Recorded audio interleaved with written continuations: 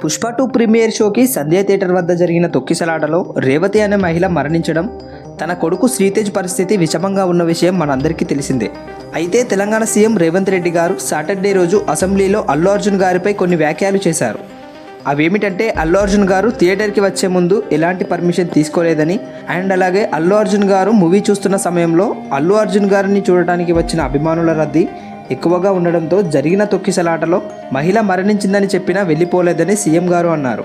అంతేకాకుండా అల్లు అర్జున్ గారు road show చేశారని అన్నారు. దీనిపై అల్లు అర్జున్ గారు స్పందిస్తూ ప్రెస్ మీట్ పెట్టారు. ఆ ప్రెస్ మీట్లో అల్లు అర్జున్ గారు సంధ్య థియేటర్కి వచ్చే ముందు పోలీసుల నుండి పర్మిషన్ తీసుకున్నానని చెప్పాడు. శ్రీతేజ్కి వైద్యం కోసం అన్ని రకాలుగా దగ్గర ఉండి చేయిస్తానని చెప్పాడు.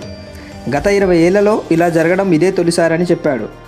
అలాగే అల్లు అర్జున్ గారు ప్రతి మూవీ రిలీజ్కి థియేటర్కి వెళ్తానని, కానీ ఎప్పుడు ఇలా జరగలేదని చెప్పాడు. రేవంత్ రెడ్డి గారు హాస్పిటల్లో ఉన్న శ్రీతేజ్ను చూడటానికి ఒక్క యాక్టర్ కూడా వెళ్ళలేదు. కానీ అల్లు అర్జున్ గారు ఒక నైట్ జైల్లో ఉండి వచ్చినందుకు సినిమా ఇండస్ట్రీ వాళ్ళు క్యూలు కట్టారని మండిపడ్డారు. దీనిపై మీ అభిప్రాయాన్ని కామెంట్ చేయండి.